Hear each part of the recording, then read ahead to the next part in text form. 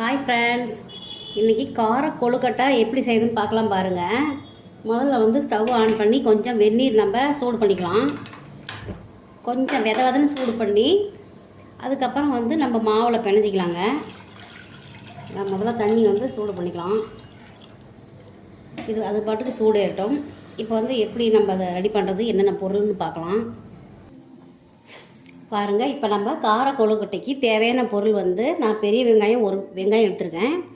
அப்புறம் இஞ்சி பூண்டு பேஸ்ட் கொஞ்சம், தாளிக்கிறதுக்கு கருவேப்பிலை, தக்காளி 2 பழம் எடுத்துருக்கோம், பச்சை மிளகாய் 2 கீரி வச்சுக்கிறேன், மஞ்சள் கறி மசாலா கொஞ்சம் எடுத்துருக்கோம், தேங்காய் துருவல் கொஞ்சம் எடுத்துக்கிட்டேன், நெய் கொஞ்சம் தேவையான அளவு நம்ம எடுத்துக்கலாம்.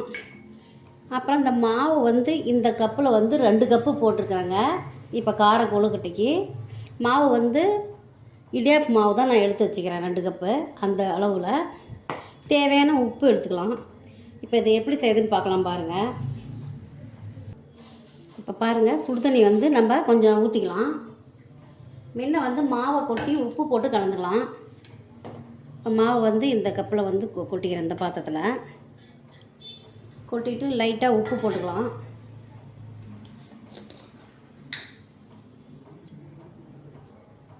தேவையான உப்பு நம்ம போட்டுக்கலாம். போட்டு இப்போ சும்மா ஒரு மிக்ஸியில் நல்லா கிண்டிக்கலாம். நல்லா கலந்து எடுத்துக்கலாம். இப்போ லைட்டாக கொஞ்சம் கொஞ்சமாக நம்ம சுடு தண்ணி ஊற்றி ஊற்றி கலந்துக்கலாம்.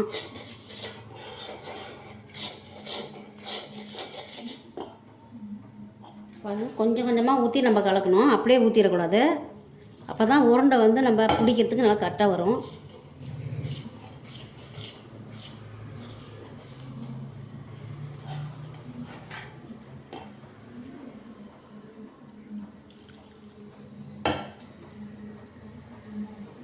இதிலே கொஞ்சம் நம்ம நெய் ஊற்றிக்கலாம், நல்லா வாசனைக்கு.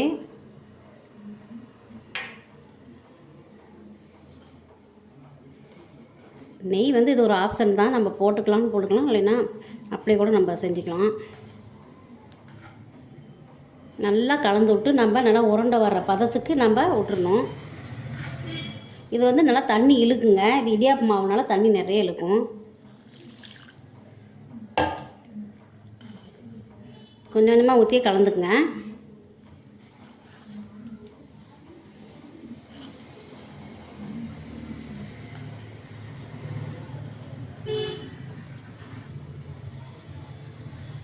பாருங்கள், இந்த மாதிரி நம்ம உருண்டை பிடிச்சிக்கணும்.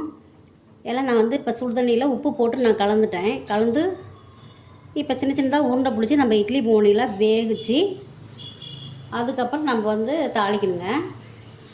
இது வெரி சிம்பிள், ஈஸி தான். சின்ன சின்ன உருண்டை இந்த மாதிரி பிடிச்சிக்கலாம். ஒரே சைஸாக நம்ம ஒரே ஈவனாக உருண்டை பிடிச்சி நம்ம வேவிச்சு நல்லா எடுத்துக்கலாம். இட்லி பாத்திரத்தில் இட்லி எப்படி வேவிக்கணுமோ அந்த மாதிரி வேவிச்சு எடுத்துக்கலாம்.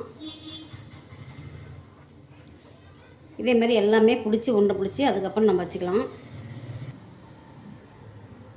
பாருங்கள், ஸ்டவ் ஆன் பண்ணியாச்சு. இப்போ ஒரு இட்லி பாத்திரத்தை வச்சு நம்ம இட்லி எப்படி வேவிக்கணுமோ அந்த மாதிரி வைக்கணும். இப்போ நல்லா தண்ணி சூடு ஏறின பிறகு நம்ம அந்த உருண்டையை போட்டு ஆவியில் விட்டு வேவிக்கலாம். பாருங்கள், தண்ணி நல்லா சூடு ஏறிடுச்சு. இப்போ இட்லி தட்டை வச்சு நம்ம இதில் எல்லாமே எடுத்து போட்டுடலாம். நல்லா வேக வச்சு எடுத்து அதுக்கப்புறம் நம்ம தாளிக்கலாம். பாருங்கள், எல்லாம் எடுத்து அதிலே ஒன்று ஒன்றா போட்டுடுறேன். இந்த பால் ஒன்று ஒன்றா எடுத்து நம்ம அதில் வச்சிடலாம். நல்லா வெந்த பிறகு தான் நம்ம அதை தாளிக்க முடியும்.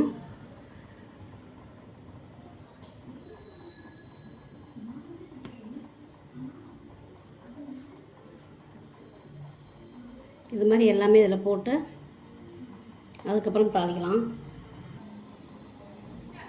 பாருங்கள், எல்லாமே இதில் போட்டாச்சு. இதை நல்லா வேக விடணும். வெந்த பிறகு நம்ம எடுத்து தாளிச்சிடலாம்.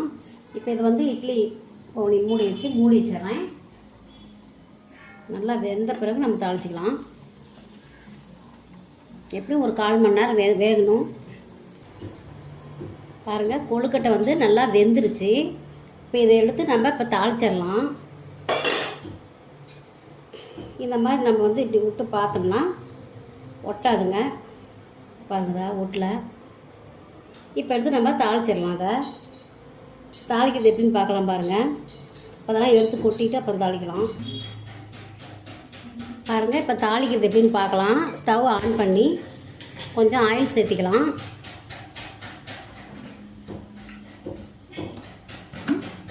கொஞ்சமாக உங்களுக்கு தேவையான அளவு ஆயில் விட்டுக்குங்க. இப்போ ஆயில் காஞ்சது, நம்ம கடுகு போட்டுக்கலாம். பாருங்கள், ஆயில் நல்லா காஞ்சிருச்சு. நம்ம இப்போ கொஞ்சமாக ஜீரகம் அதில் போட்டுக்கலாம். ஜீரகம் கொஞ்சம் போட்டு தாளிச்சிக்கலாம். கடுகு கொஞ்சம் போட்டுக்கலாம்.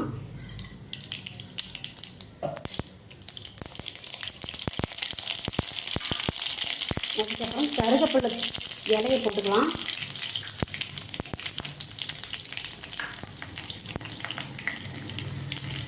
பச்சை மிளகாய் போட்டுக்கலாங்க. ஒரு 3 மிளகா நான் போட்டிருக்கேன். அடுத்தது பெரிய வெங்காயம் 1, அதை இதில் போட்டுக்கலாம்.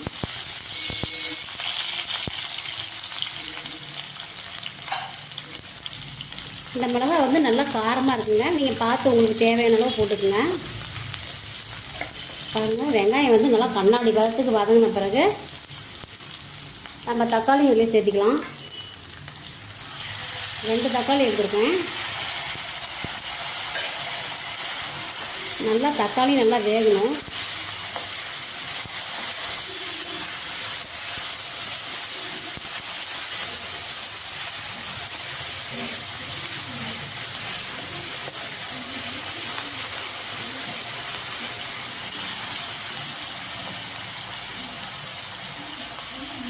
மஞ்சத்தூள், கறி மசாலா தூள் கொஞ்சம் போட்டுக்கலாம் அதுலேயே.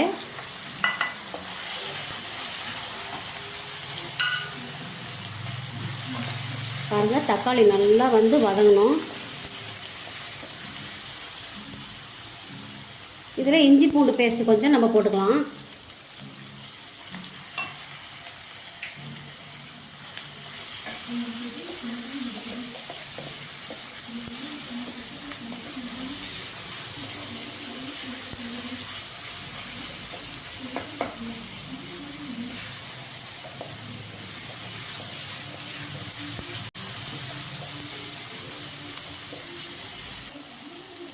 இப்போ கொழுக்கட்டையும் நம்ம அதிலே சேர்த்திக்கலாங்க.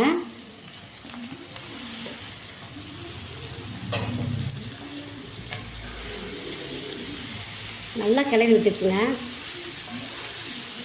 நான் வந்து இடியாப்ப மாவில் தான் வந்து கொழுக்கட்டையே பிடிச்சிருக்கேன். செம்ம டேஸ்ட்டாக இருக்குங்க. இதை ஒரு தடவை நீங்கள் செஞ்சு பாருங்கள், நல்லாயிருக்கும்.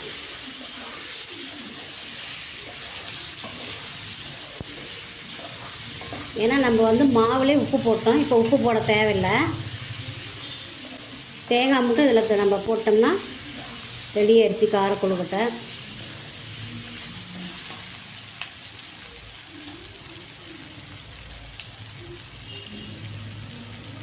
கொஞ்சம் தேங்காய் இதில் போட்டுடலாம்.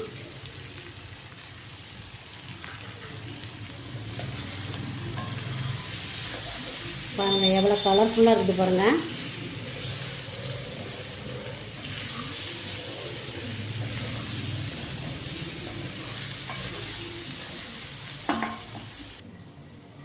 பாருங்கள், கார கொழுக்கட்டை ரெடி ஆயிடுச்சு. இந்த மாதிரி நீங்களும் செஞ்சு சாப்பிட்டு பாருங்கள்.